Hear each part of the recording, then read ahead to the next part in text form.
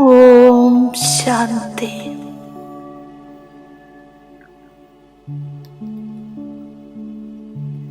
എൻ്റെ മനസ്സിൻ്റെ സൂക്ഷ്മ തരംഗങ്ങളാൽ സെക്കൻഡിനുള്ളിൽ ഈ സാകാര ലോകത്തിൽ നിന്നും അകലെ എൻ്റെ വീടായ പരമധാമത്തിൽ ഞാൻ എത്തിച്ചേരുന്നു. സ്വയം പവിത്രതയുടെ ചൈതന്യ സൂര്യനായ ശിവബാബയുടെ കൂടെ അനുഭൂതി ചെയ്യുന്നു.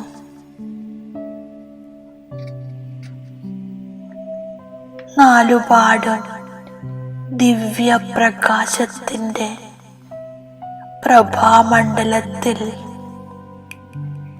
ഞാൻ ബാബയുടെ ശക്തിശാലി ഛത്രഛായയിലിരിക്കുകയാണ്.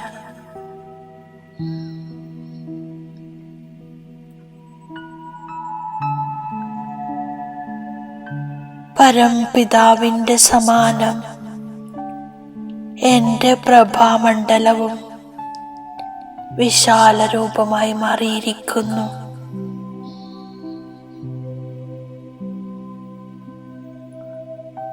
ഞാൻ കൽപ്പകൽപ്പം സർവ ആത്മാക്കളുടെയും മംഗളത്തിനായി നിമിത്തമാണ്.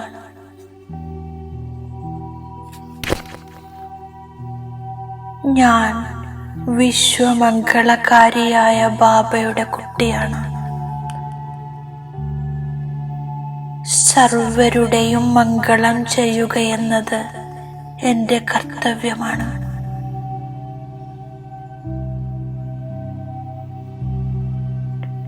ഞാൻ എല്ലാവരിലും ബാബയുടെ സ്മൃതി ഉണർത്തുന്നു, ജ്ഞാനദാനം ചെയ്യുന്നു.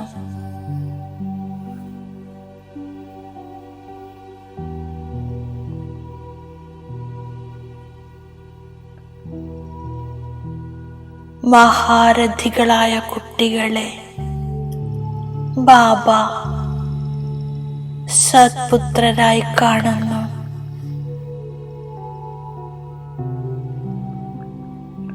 അവർ നല്ല രീതിയിൽ പഠിക്കുന്നു, പഠിപ്പിക്കുന്നു. സദാ ബൃഹസ്പതി ദശയിലുള്ളവരാണ്.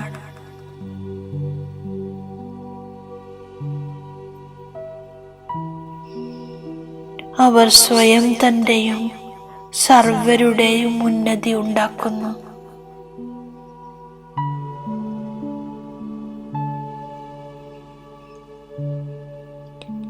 യജ്ഞത്തിൽ എല്ലുകൾ നൽകി സേവനം ചെയ്യുന്നു.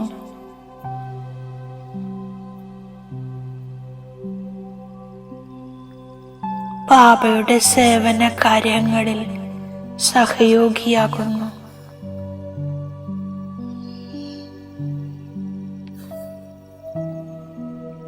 ഈ പുരുഷോത്തമ സംഗമയുഗത്തിൽ പരിധിയില്ലാത്ത പിതാവായ പരംപിത പരമാത്മാവ് ത്രിമൂർത്തി ശിവൻ ഗീത കേൾപ്പിക്കുന്നു.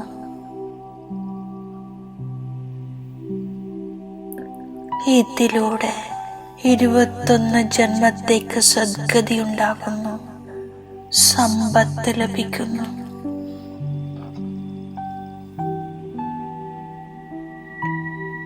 പിന്നീട് 63 ജന്മം ഭക്തിയുടെ ഗീതയാണ് മനുഷ്യർ കേൾപ്പിക്കുന്നത്.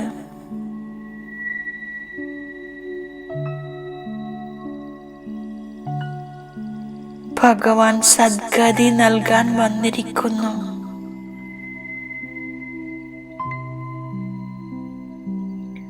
ഈ സംഗമയുഗത്തിൽ ത്രിമൂർത്തി ശിവ ഭഗവാനിൽ നിന്നും ഗീത കേൾക്കുന്നതിലൂടെ സദ്ഗതി ഉണ്ടാകുന്നു. അവരാണ് അച്ഛനും ടീച്ചറും സദ്ഗുരുവും.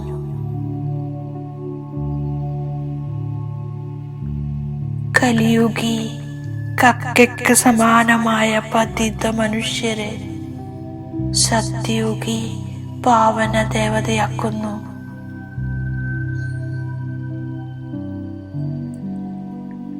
സദ്ഗതി ദാതാവായ ബാബയുടേത് തന്നെയാണ് ശിവജയന്തി.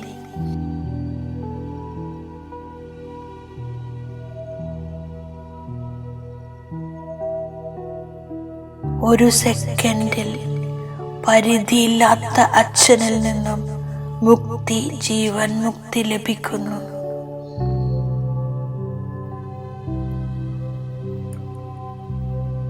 ബാബയുടേതായി ജ്ഞാനം നേടുകയാണെങ്കിൽ അവശ്യം ജീവൻ മുക്തി ലഭിക്കുന്നു.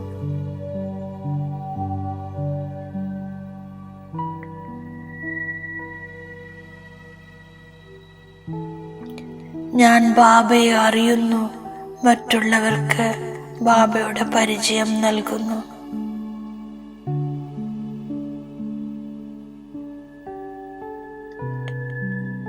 ബാബ എന്നെ നരനിൽ നിന്നും നാരായണനാക്കുന്നതിനുള്ള പുരുഷാർത്ഥം ചെയ്യിപ്പിക്കുകയാണ്.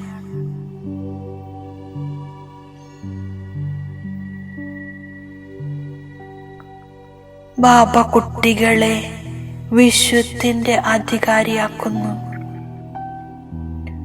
ഞാൻ മറ്റുള്ളവരെയും അധികാരിയാക്കി മാറ്റുന്നു.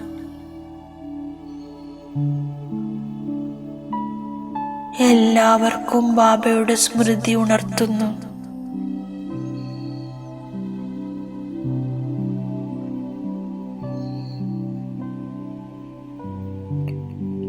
ഭോജനം കഴിക്കുമ്പോഴും പരസ്പരം ബാബയുടെ ഓർമ്മ ഉണർത്തുന്നു. ദൈവിക ഗുണങ്ങളും ധാരണ ചെയ്യുന്നു. ബാബ സഹജ രാജയോഗവും ജ്ഞാനവും പഠിപ്പിക്കുന്നു. ഇതിലൂടെ രാജ്യ പദവി പ്രാപ്തമാകുന്നു. അതിനായി ഞാൻ അച്ഛനെ അനുകരിക്കുന്നു.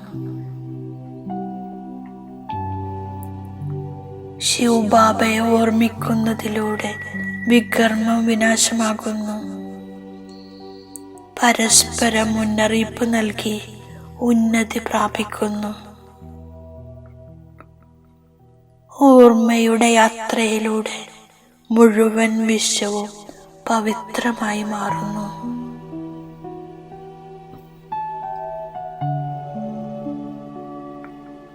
ഞാൻ ഓർമ്മയിലിരുന്ന് ഭോജനമുണ്ടാക്കുന്നു. മുഴുവൻ ദിവസവും ബുദ്ധിയിൽ ജ്ഞാനമുണ്ടായിരിക്കണം.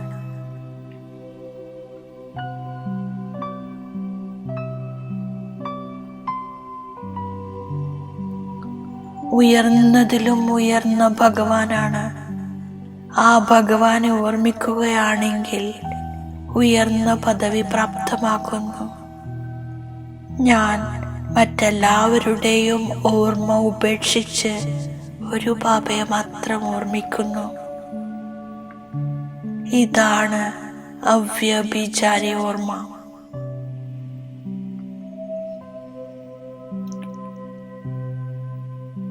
ഡ്രാമ അനുസരിച്ച് ഞാൻ കൽപ്പം മുമ്പത്തെ പോലെ പഠിച്ചുകൊണ്ടിരിക്കുന്നു. അവസാന സമയത്ത് സാക്ഷാത്കാരമുണ്ടാകുന്നു. അപ്പോൾ കൂടുതൽ ഓർമ്മയിലിരിക്കാനും സാധിക്കുന്നു.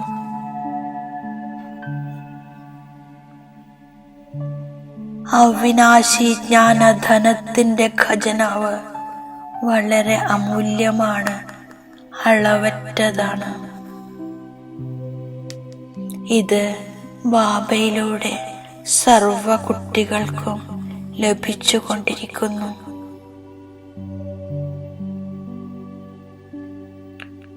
ഇത് പ്രാപ്തമാകുന്നവർ ജന്മജന്മാന്തരത്തേക്ക് സമ്പന്നരാകുന്നു. തന്റെ സൗഭാഗ്യത്തെ ഉയർന്നതാക്കി മാറ്റുന്നതിന്റെ പുരുഷാർത്ഥത്തിൽ തീവ്ര വേഗതയിൽ മുഴുകിയിരിക്കുക തന്നെയാണ് മംഗളകാരിയായി മാറുന്നത്.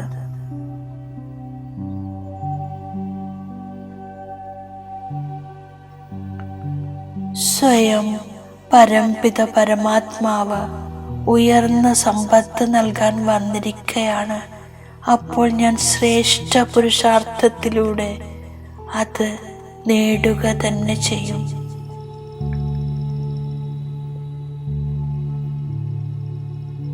ഞാൻ ബാബയുടെ ശ്രേഷ്ഠ വരദാനത്തിൻ്റെ സ്വരൂപമായി മാറുന്നു. ബാബയുടെ വരദാനമാണ് അവിനാശി പ്രാപ്തിയുടെ ആധാരത്തിൽ സദാ സമ്പന്നതയുടെ അനുഭവം ചെയ്യുന്ന പ്രസന്ന ചിത്തരായി ഭവിക്കൂ.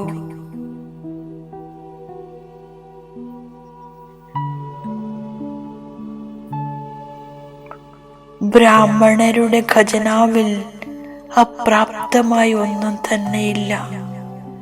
ഇത് അവിനാശി പ്രാപ്തിയാണ്. ഈ പ്രാപ്തികളാൽ സമ്പന്നമാവുമ്പോൾ പെരുമാറ്റത്തിലും മുഖത്തിലും സദാ പ്രസന്നതയുടെ വിശേഷതയുണ്ടാകുന്നു.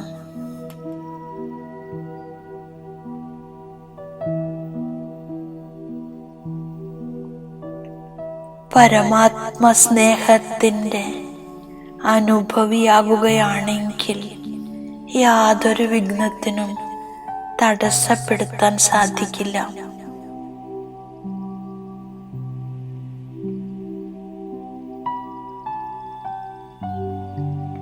പൂർവജസ്ഥിതിയുടെ സ്മൃതിയിലൂടെ സർവ ആത്മാക്കളുടെയും പാലന ശാന്തിയുടെ ശക്തിയിലൂടെ ഞാൻ ചെയ്തുകൊണ്ടിരിക്കുന്നു.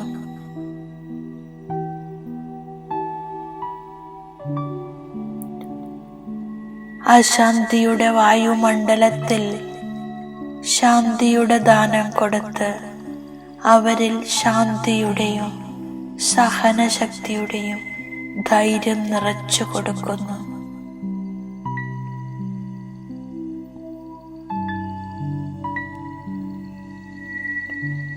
ഞാൻ ലൈറ്റ് ഹൗസായി മാറി സർവർക്കും ശാന്തിയുടെ ലൈറ്റ് കൊടുക്കുന്ന പുരുഷാർത്ഥം ചെയ്തുകൊണ്ടിരിക്കുന്നു.